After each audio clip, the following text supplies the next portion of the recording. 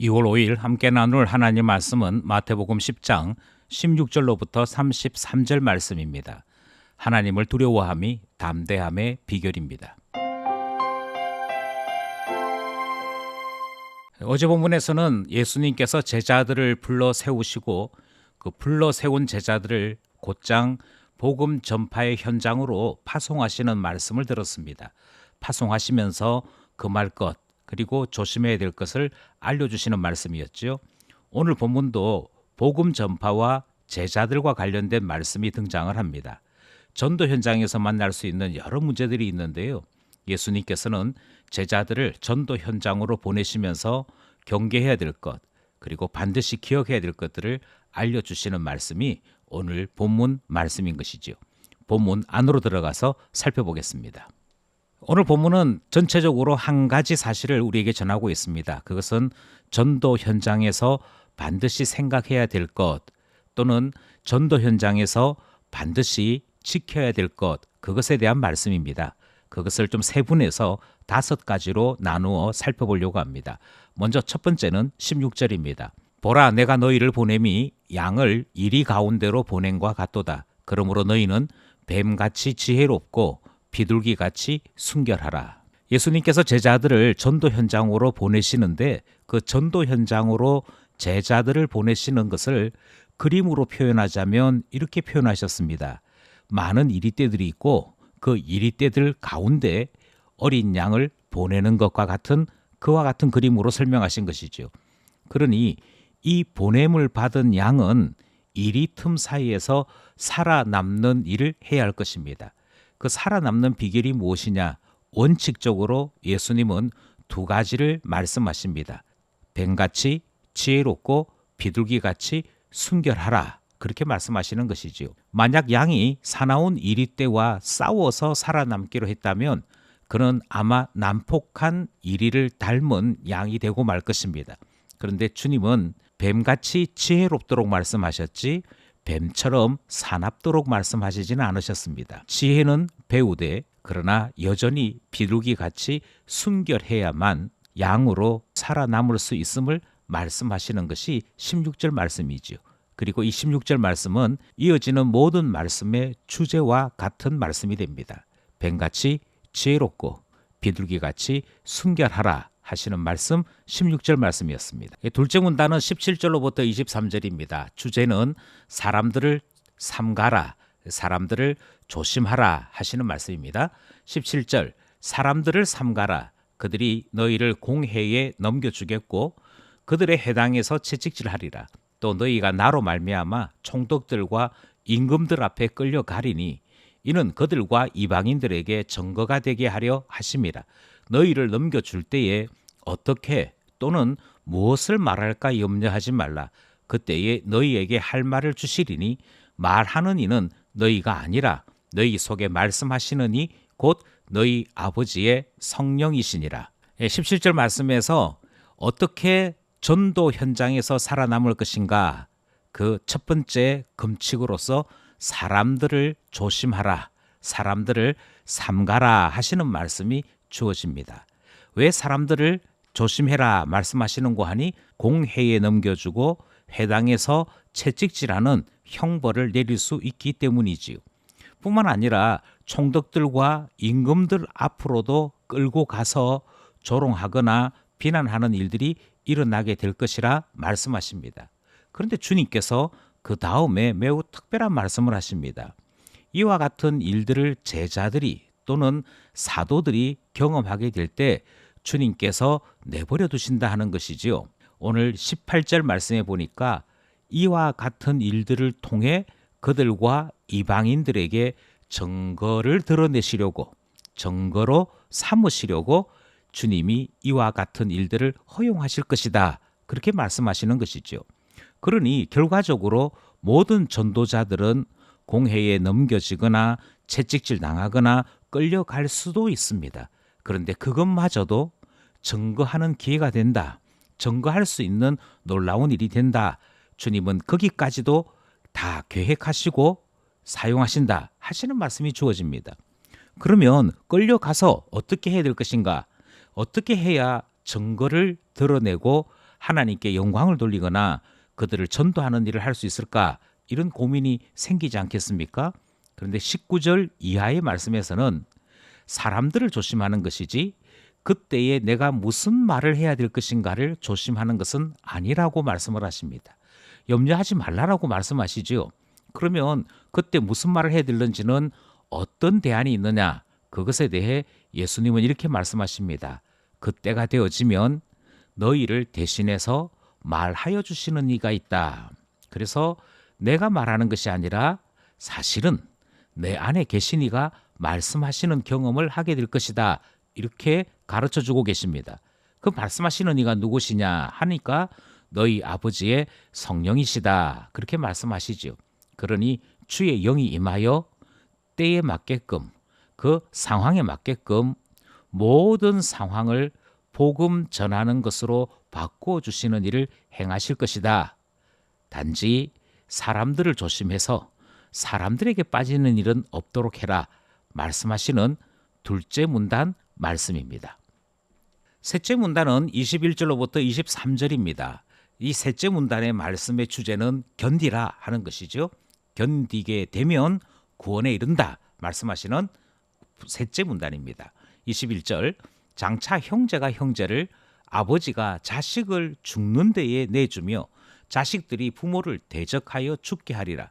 또 너희가 내 이름으로 말미암아 모든 사람에게 미움을 받을 것이나 끝까지 견디는 자는 구원을 얻으리라. 이 동네에서 너희를 박해하거든 저 동네로 피하라. 내가 진실로 너희에게 이르노니 이스라엘의 모든 동네를 다 다니지 못하여서 인자가 오리라. 셋째 문단은 시작을 하면서 장차라는 단어로 시작합니다. 그러니까 바로 일어날 일은 아니고 앞으로 일어나게 될 일을 말씀하시는데요. 복음이 얼마나 놀라운 힘을 가지고 있는지를 21절이 설명을 하고 있습니다. 형제가 형제를, 아버지가 자식을, 또 자식이 부모를 심지어 죽게 하는 데까지 이르는 무서운 일이 일어나게 되더라는 것이죠. 왜 그런가 하니 한쪽은 복음을 반대하여 가족이라도 자식이라도 죽이려고 하고 또 한쪽은 부자 지간이 끊어지는 아픔을 감수하고서라도 복음을 받아들이는 일이 일어나기 때문입니다. 이와 같은 극한 갈등과 극한 대립이 일어나게 되는 원인은 무엇이냐? 그것은 바로 주의 사람들이 주님을 대신하여 이와 같은 일을 경험하게 될 것이라 말씀하시는 것이지요. 그래서 22절에 보면 너희가 내 이름으로 말미암아 미움받게 된다. 그렇게 말씀하고 계십니다. 그럼에도 불구하고 주님은 한 가지를 더 말씀하십니다. 끝까지 견디는 자는 구원 얻게 된다. 그렇게 말씀하시죠. 이 동네에서 박해가 나면 피하라고까지 말씀하십니다. 중요한 것은 끝까지 견뎌야 한다. 끝까지 견디는 중에 모든 동네를 다 다니지 못하여서 인자가 오는 것을 보게 될 것이라 말씀하시는 내용이 이 셋째 문단 내용인 것이지요. 이 셋째 문단을 통해서 우리는 전도 현장엔 눈물이 있고 아픔이 있습니다. 그럼에도 불구하고 예수 그리스도의 이름을 대신하여 전도 현장에 나간 이들이 끝까지 견디면 사람들이 구원에 이르는 놀라운 일을 경험하게 되고 발견하게 되더라 하는 것이지요. 주께서 오시는 이와 같은 놀라운 일 또한 이 전도와 연관되어 있음을 말씀하여 주시는 것이 셋째 문단 내용인 것입니다. 견디라. 견디면 구원에 이르게 된다. 구원 얻는 일을 경험하게 될 것이다. 이 사실을 말씀하시는 셋째 문단입니다. 넷째 문단은 24절로부터 28절 말씀입니다. 여기에 문단의 주제는 두려워하지 말라 하시는 말씀이지요. 또한 동시에 두려워하라 하시는 말씀도 등장합니다.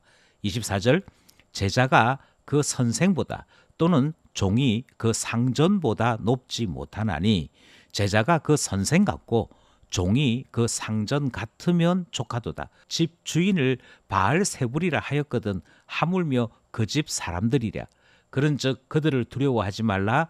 감추인 것이 드러나지 않을 것이 없고 숨은 것이 알려지지 않을 것이 없느니라. 내가 너희에게 어두운 데서 이르는 것을 광명한 데서 말하며 너희가 귓속말로 듣는 것을 집 위에서 전파하라.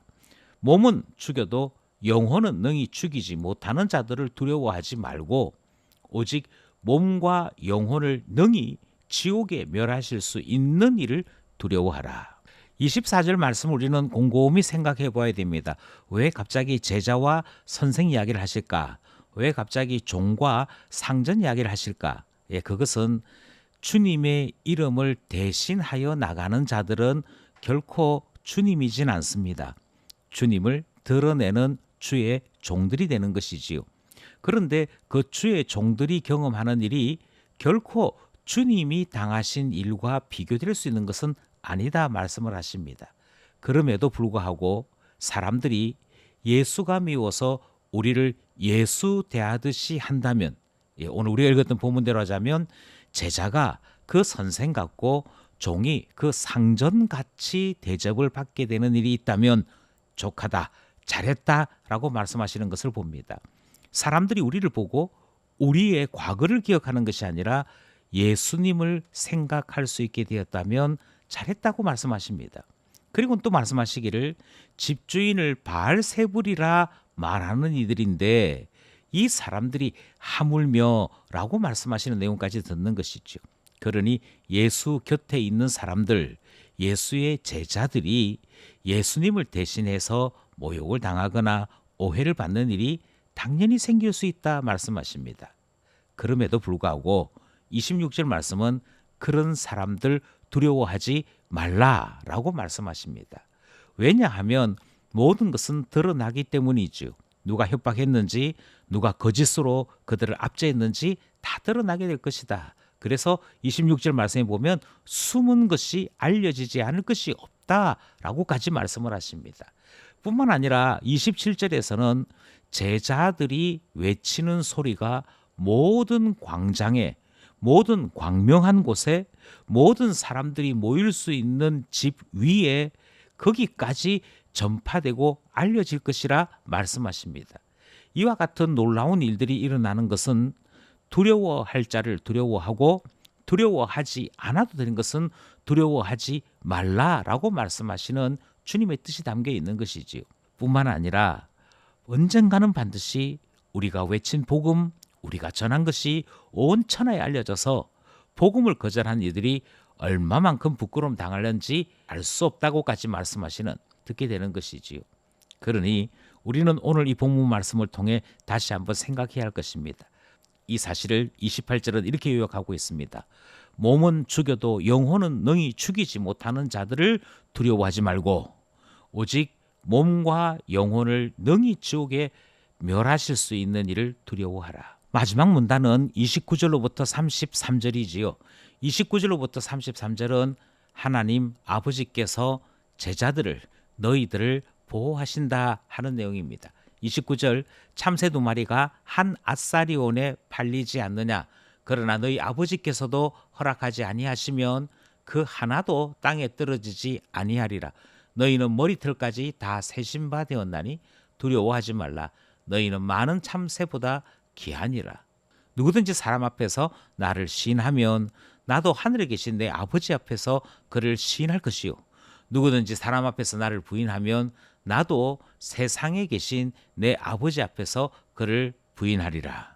오늘 본문 마지막 문단인 5번째 문단은 오늘 본문 전체의 내용을 다시 한번 정리하면서 제자들을 보호하시는 하나님 아버지를 소개하고 있습니다. 29절 말씀해 보니까 피조물 가운데 가장 존재감이 없는 참새 이야기가 등장을 합니다. 이 참새의 가격을 우리가 측정하게 되는데요, 한 아사리온에 2마리가 팔리는 것을 보게 되죠. 그러니 매우 천하고 무시당하기 좋은 한 짐승 이야기가 여기에 등장을 합니다. 그런데 주님 뭐라고 말씀하시냐면 내가 허락하지 아니하면 그 하나도 땅에 떨어지지 않게 된다, 이렇게 말씀하시지요. 기억해야 할 것은 2마리가 한 아사리온에 팔리게 될 그때에도 하나님은 알고 계시더라 하는 것이고요.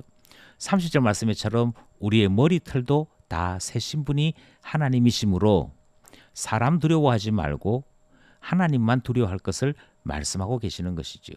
31절은 하나님께서 우리 곁에서 우리를 지키고 계신다라고 하시는 말씀이 결론이 되는 것이지요.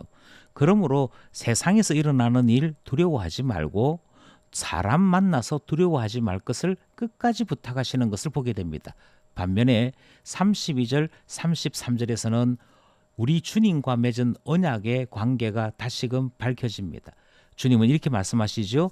누구든지 사람 앞에서 나를 시인하면, 이렇게 말씀하십니다. 시인한다는 말은 고백한다는 뜻이고요. 틀림없는 사실임을 확정할 때 하는 이야기들입니다. 나를 시인하면 천국에서도 너를 시인하겠다 말씀하시는 예수님. 나를 부인하면 천국에서도 너를 부인하시겠다 말씀하시는 예수님 음성까지 오늘 본문 말씀이었습니다. 오늘 본문에는 뚜렷한 기도 제목이 세 가지 등장하지요. 맨 첫 기도는요. 뱀과 같이 지혜롭고 비둘기같이 순결하라 하셨습니다. 우리를 그렇게 이끌어 주시옵소서 기도하게 되는 것이지요. 둘째 기도 제목은 사람 두려워하지 아니하고 오직 영혼을 멸하시는 주님만 두려워하는 우리 되어야겠습니다. 사람 두려워하지 아니하고 오직 영혼을 멸하시는 주님만 두려워하게 하소서 두 번째 기도 제목입니다. 마지막 세 번째 기도 제목은 우리의 삶이 주님을 시인하는 고백의 삶이 될 수 있도록 인도해달라 기도하게 되는 것이지요. 우리를 통해 천국 복음이 전파되게 하소서 기도하여 우리에게 그리고 모든 지역에 은혜의 복음, 천국 복음이 나타나는 귀한 역사가 있기를 소원합니다.